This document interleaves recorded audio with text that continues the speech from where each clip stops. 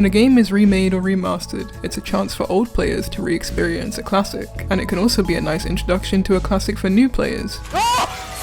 But it's obviously not an easy process because they're classic games that are usually rated pretty highly. Everyone's standards are high, and rightfully so. It's impossible to please everyone, but not every remake or remaster delivers where it should, even the good ones. So in this video, I'd like to talk about the double-edged sword that is remakes and remasters. Sometimes I forget how spoiled we are with games nowadays. Loading screens that are basically non-existent, seamless cutscene to gameplay transitions, the most beautiful hand-animated and mocap performances, and then you go back to an old game and it's just 500 fucking doors. But beyond that, there is beauty in these limitations. A big part of that, especially with older games, is imagination.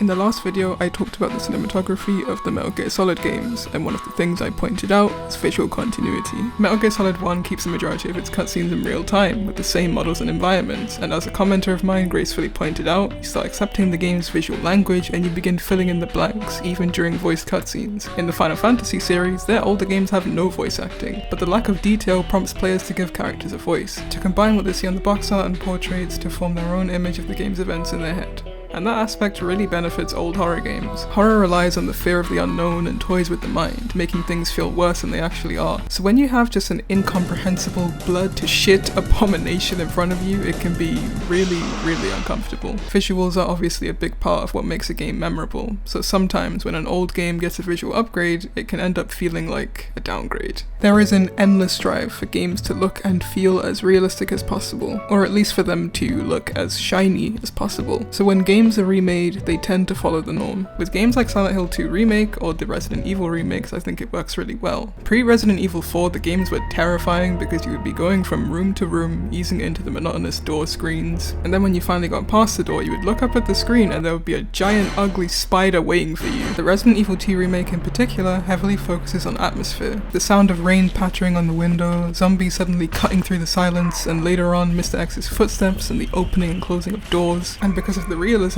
the gore depicted is on another level. Oh, what the fuck? The realistic side also means better voice acting and cutscenes, which I jokingly consider a downgrade in RE2's case. What was that all about? Running off like that was reckless and stupid. Those zombies are everywhere. Not to mention that thing that got Ben. Claire? Where am I?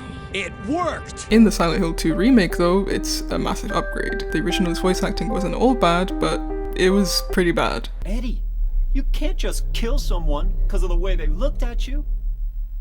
Oh yeah? Why not? The remake's voice acting is incredible throughout, and when combined with the beautiful models and animations, it really bolsters the emotional moments in the game. And in both RE2 Remake and the Silent Hill 2 Remake, switching to an over-the-shoulder third-person perspective means we are forced to get up close and personal with some truly horrific creatures. Some remakes or remasters kind of linger in this weird area where the visuals don't look bad, but they just don't feel right. One of those is the Shadow of the Colossus remake. It's a good-looking game, but it's not the look I want from Shadow of the Colossus. The original game felt dead, haunted, and barren. Rays of light would split between the trees and cut through the darkness of the forest. The remake seems to favor clarity, which makes sense going from PS2 to PS4, but sometimes it feels too detailed. It feels too lush, maybe even a bit dense. And honestly, the first time I saw it, it made me feel sickly, especially some of the colossi. I cannot explain why, but I just don't like how some of them look. Final Fantasy VII Crisis Core is another game that I think suffers from this a bit. I think I'm one of the few people on Earth who doesn't like the new look of the Final Fantasy VII games, but Crisis Core in particular makes me upset because I love the look of the original. I thought it really worked with the expressiveness of the characters. With the remake, it just feels odd because it's like the old animations are trapped in the shell of the new look, and there's just all this garbage going on the screen. I can't fucking see anything. But I'd argue that the visuals are a bigger problem when it comes to Persona 3 Reload. Persona 3 Reload looks amazing. The new animations, models, all-out attack screens, it's gorgeous. But it obviously doesn't exist in a vacuum, so I cannot ignore how much this game contrasts the original in certain areas. Put very simply, Persona 3 is a game about death and finding meaning in life. It's very blunt about it, but the original's art direction worked really well. I always refer to the anime cutscenes when I talk about this game because they're so bold detailed and stylized. They're great at emphasizing the themes and the big moments in the game, the canted angles, the colors, even the opening and how it played with shapes and silhouettes while fitting in messages of mortality wherever it could. Unfortunately, the remake feels like it neglects that boldness at times. It tends to avoid the things that made some of these cutscenes so memorable for fans in the first place. Makoto's awakening really took me out of it with how cartoonish it looked. The new cutscenes don't feel like they stand out as much, like they don't pack a punch anymore, much like the game's music and difficulty. And Reload's version of the answer ended up repeating some of those mistakes and left me with an even worse taste in my mouth with that expansion pass garbage. So what fans were left with was yet another imperfect version of Persona 3. It makes me a little nervous for the Persona 4 remake. I seriously don't understand why they're remaking Persona 4 instead of its neglected predecessors, but I can only hope it's good.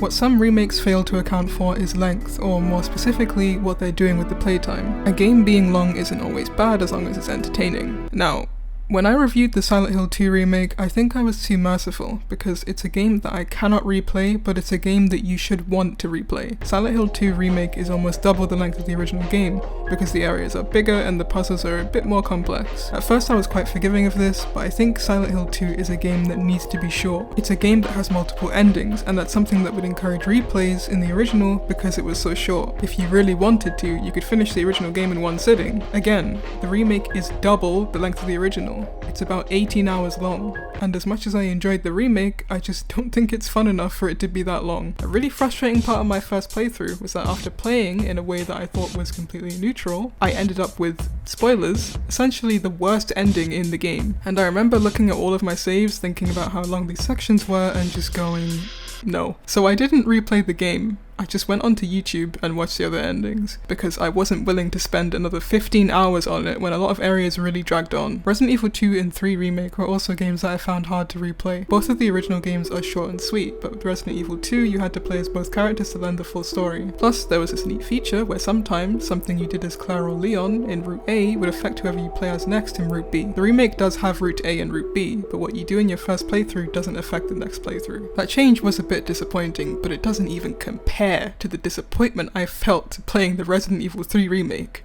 What the fuck? Resident Evil 3's live selection feature was this amazing mechanic where you were suddenly given a choice to make in critical situations. Those choices would take you down a different path to the next objective.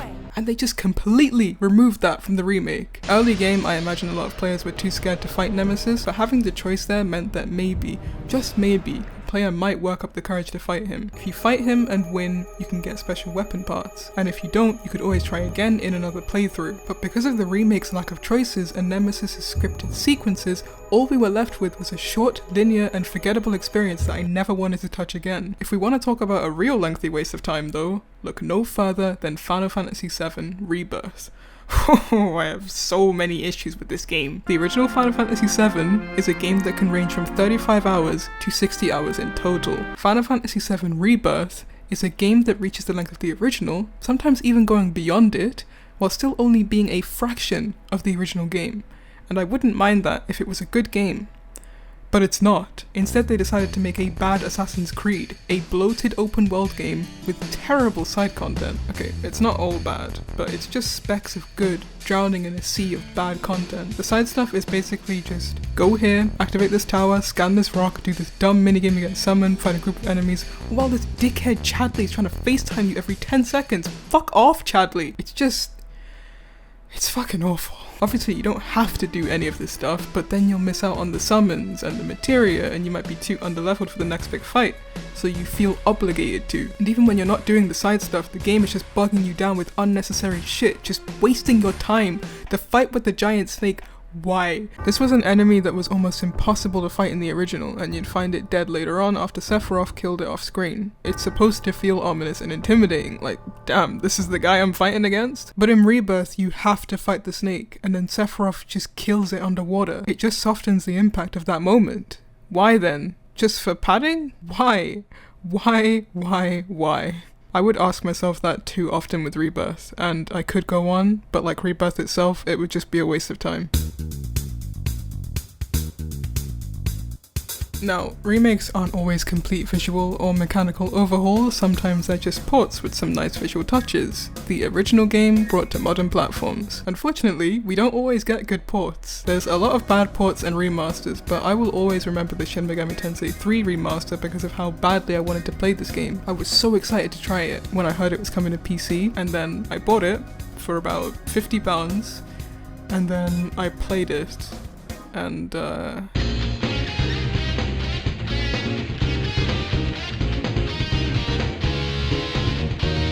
yeah, Shin Megami Tensei 3 was quite disappointing at launch. There were performance issues and bugs, the frame rate was capped at 30 FPS, and the music quality was just disgusting. And then they kind of followed suit with the Persona 3 portable port. Poor AI upscaling, and again, terrible audio quality. Here goes.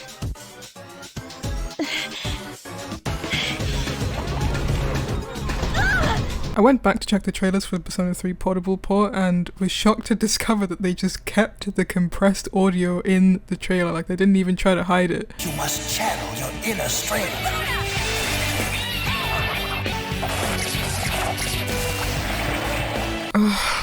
Fucking embarrassing. Now, these games have been patched since then, and there's definitely worse ports out there, but it's still disappointing. Paying money for a remaster that offers an inferior experience. Too much money. And it all just rounds up to this idea of accessibility. A lot of the games I've mentioned, specifically the games I've picked on, or spat on, aren't as bad as I'm making them out to be. Persona 3 Reload is still a good game. Shadow of the Colossus Remake is still a good game. Final Fantasy VII Rebirth, okay, that's a bad game. But seriously, a lot of the remakes I mentioned were varying levels of disappointing. I don't think they're all bad games. My big issue is just how inaccessible the original games are. The original Resident Evil 3, along with 1 and 2, was only ported to PC last year. So before that, if you wanted to play it legally, you'd have to go look for some used copies of it, which I mean, £20 to £30 doesn't seem that bad. But then if you search up something like Persona 2 or 3, you'll start seeing prices upwards of £100. Silent Hill 2? 50 to 70. Oh, you want the director's cut with the Born from a Wish scenario? Might cost you 100. Maybe this is affordable for some, but either way, this is not a process that you should have to go through. A new player will likely go for the more accessible version of a game, which is, in some cases, an inferior version that is less additive and more destructive to the creator's original vision. But even if they're playing a good remake, the lack of access to the original games is still a problem, because then it's like we're given a replacement, and that replacement, whether good or bad,